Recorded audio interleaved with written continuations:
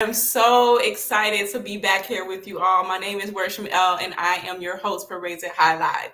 And today we are discussing healthy relationships. Specifically, how do you understand the two important things and ways and reasons why you should invest in healthy relationships, and three different signs that you can begin looking for and even implementing in your relationships with others, right?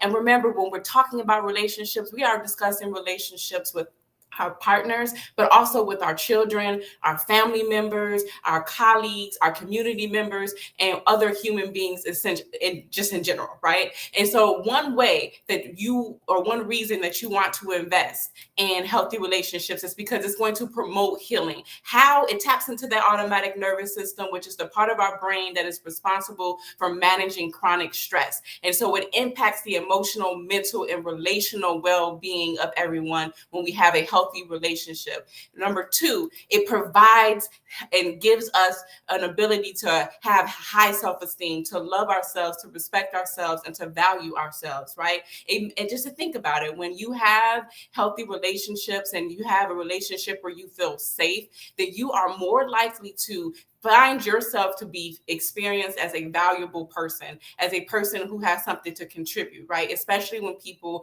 are affirming you and showing up with you and demonstrating with you and engaging with you in a way that feels good and where you're able to be your authentic self. So what are three simple, easy signs that you can begin spotting today to know whether or not you're engaged in a healthy relationship? These are things that you can use to monitor your own way in which you're showing up, or even just monitoring the relationships of the other people and how they're showing up. Okay, so let's discuss this. Number one, in no specific order, is communication.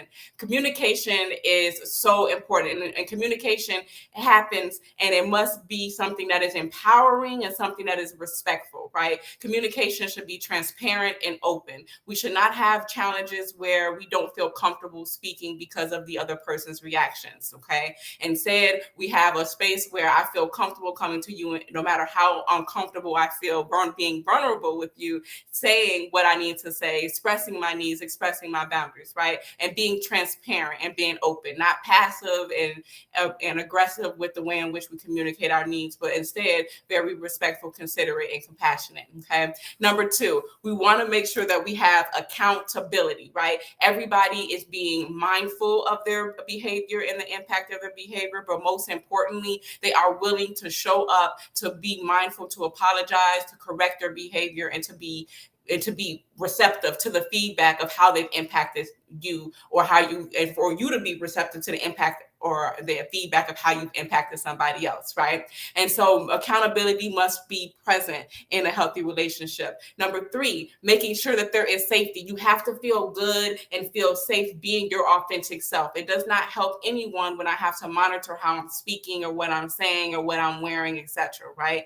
I should be able to show up in this relationship, again, any relationship, not just romantic relationships, but relationships with our children, with our parents, our family members, our colleagues, community members, etc. We must feel safe as humans to show up and be our authentic, transparent selves so that we can be our best selves, right? And so knowing and understanding these three simple signs that you can find and three simple things that you can begin to do in your relationships, you begin to find where you are promoting self-esteem in other people that you're engaging with, but then you're also receiving a promotion of your self-esteem. Secondly, you are promoting healing, right? You're tapping into that automatic nervous system and pulling your body into a safe and peaceful state. All right. So make sure that you have communication, that you have safety, and that you have accountability in your relationships. Okay. Thank you so much for joining me today. Make sure you subscribe to our page. I look forward to seeing you right here next Thursday on Raise It High Live.